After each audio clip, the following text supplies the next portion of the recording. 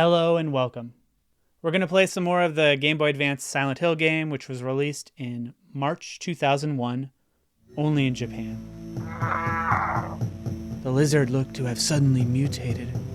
Its outer shell is a mucous membrane type. It just stares at me. And with a surprisingly comfortable speed, it looks for a chance to attack. Alright, I fired the gun at its large body, or I'm no match, and I'm going to run for it. I think I'm gonna get the hell out of here. I was overwhelmed by its size. I've got to escape. I don't stand a chance with the feeble weapon in my pocket. Over there. I look for an escape route. However, the entrance I came through is now closed by a thick, solid metal fence.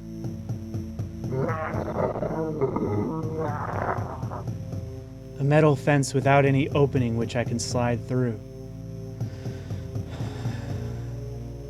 I cannot escape. At that moment, a part of my memory was suddenly awakened. In the library, in the teacher's room. Teacher's room. In the teacher's room! The phone calls I received. Cheryl's cries dance about in my memory. Dad? That's right. I cannot let myself die here. Cheryl's waiting for me somewhere. To rescue her. She's still alive. I raised my head. Its hard scales shined in the light. From the hellfires, it must have a weak point. If I could just hit that weak point. I stood my ground and waited for its attack. I let it draw as close as I could. Inside its mouth. If I could just fire blindly in there. It had drawn close. Then its mouth sprung open. It looked as if it was trying to swallow me whole. My fingers trembled at its size. Die, you bastard. I could no longer hesitate. I aimed at the inside of its mouth and quickly pulled the trigger. Over and over and over. The sound of gunshots rang out from my weapon for as long as I had ammunition. And then I lost consciousness. When I came to, I found myself in the middle of a dark room. Where is this? I wondered to myself. The monster from before had vanished. I heavily stood up and then waited motionless for a bit until my eyes came into focus. Somehow this looks to be the boiler room. It's oddly quiet. Maybe I was dreaming. My very exhausted body seemed to have also recovered somehow. The low hum of the boilers strangely calms my nerves. And then I sense the presence of a person, and I shift my gaze. Who's there? There was a girl standing there. She was wearing dark blue clothing, and her light brown hair was neatly combed. The girl was just staring right at me. What? Once I noticed her and began to step towards her, she completely disappeared.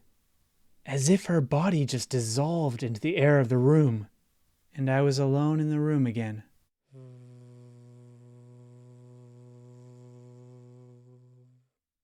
What was that? Just the sound of the boiler. A strange feeling of relief. After standing for a bit, I let out a long breath. And then placed my hand on the door at the entrance. Sunlight is shining into the hall of the school building. As usual, the snow is still outside. But I'm gripped with a strange feeling of relief. As if cancerous cells have just been removed from me Filled with relief, I slowly walk towards the exit of the school building. Oh God. And then I learn that Cheryl's not here. From the loud sound of the church bells which seem to call out to me, "Follow us." I begin to run towards the church on a road half covered in mud. Snow falls on my head, some of which freezes my hair as chilly air flows by.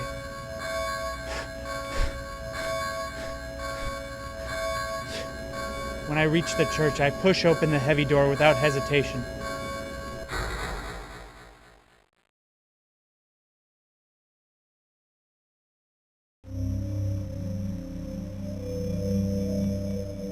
The cross is mounted on the front wall. Long benches are lined up on both sides of a small walkway. It was as if time had stopped for this familiar style church. In front of the altar, a sly-looking woman with cold eyes looks down at me with an eerie grin.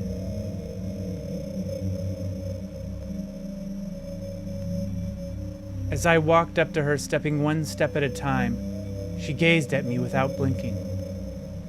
She looked as if she had predicted I would arrive. Were you ringing that bell? I've been expecting you. It was foretold by gyromancy. What are you talking about? I knew you would come. You want the girl, right? The girl? You're talking about Cheryl, right? My eyes grew wide. I see everything. You know something? Tell me.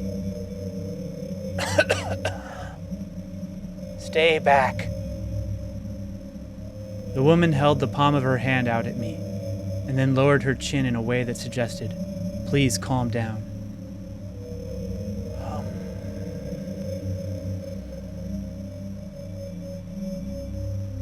Nothing is to be gained by floundering about at random. You must follow the path of the hermit, concealed by Floros.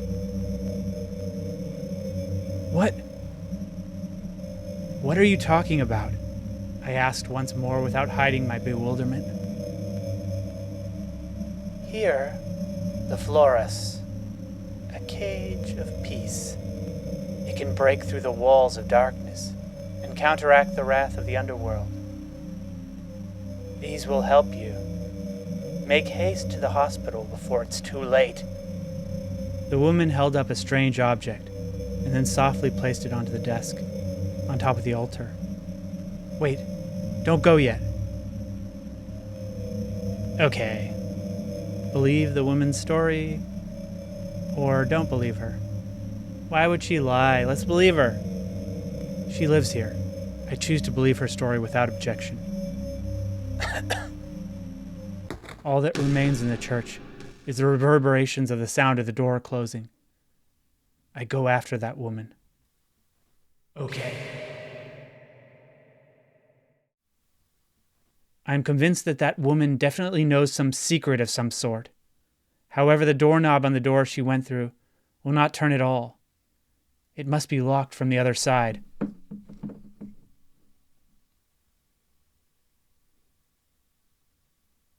Damn. Now I'm the only one left in the church, almost as if taken from a nightmare. This space has heat, this warmth. It feels like it's protecting me from something. That's the best way to describe the heat.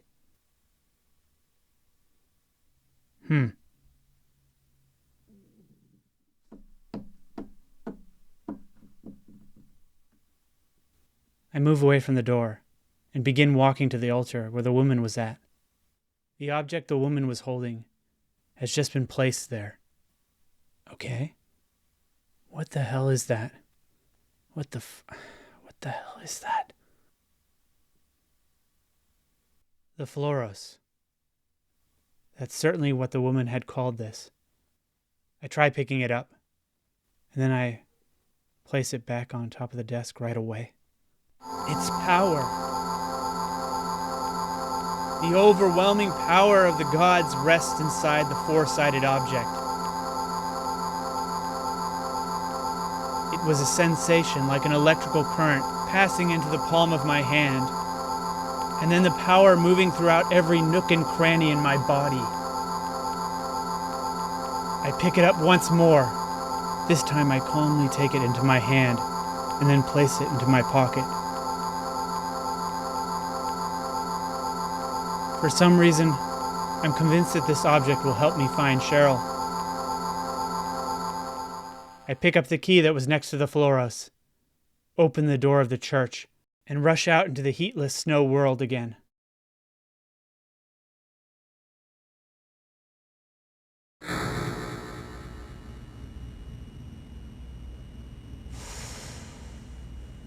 Hospital.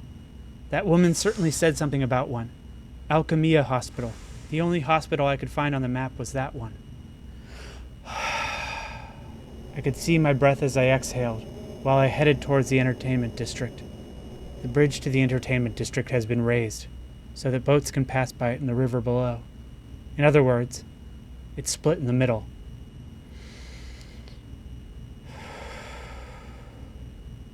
It's raised in a fixed position that makes it look like the Japanese katakana character.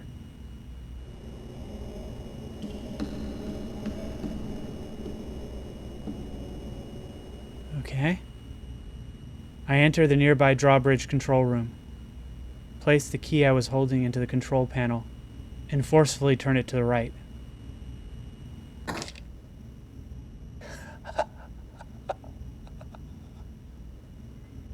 While emitting a sound like an old woman laughing, the bridge finally begins to lower, inviting me to the entertainment district. After crossing the bridge, I shudder. The temperature is gradually declining. Or maybe it's just a result of the thing inside me. It produces nervousness and fear. Watch out. On this wide road, there's not a single motorcycle running. I'm running right down the center of it. If I continue forward, Alchemia Hospital should be on the right. An old building appears in the thick fog. On the signboard, Alchemia appears in faded letters. Its eeriness caused me to hesitate for an instant. But in the next moment, I placed my hand on the cold gate. I open the heavy hospital gate, and then open the door directly to my right that has entrance written on it.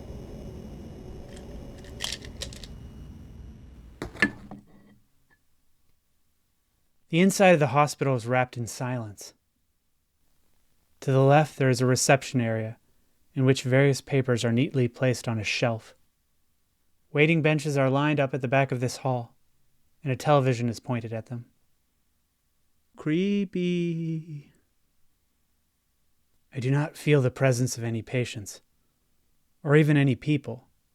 Only a faint light pours in through the window from the cloudy sky.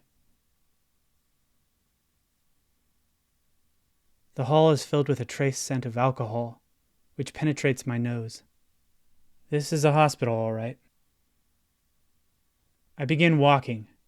After passing through the waiting room, I reach a long corridor. I open the door marked Examination Room.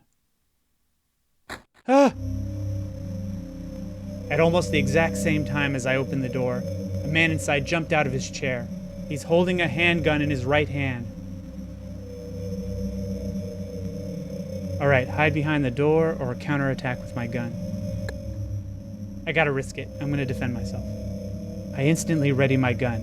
That plump man appeared to realize I was a human, but as soon as he saw the gun, his eyes grew wide. Hey, hold on. Hold it. Stop. Don't shoot. Wait. I'm not here to fight. Okay. All right. After I lowered my gun, the man sat down in a chair in a way that showed me that he was relieved. Thank God. Another human being. My name is Harry Mason. I'm in town on vacation. Do you work here? The man nodded. I was truly relieved. Silent Hill, which had become a habitat for strange monsters. This was my first contact with someone from this town.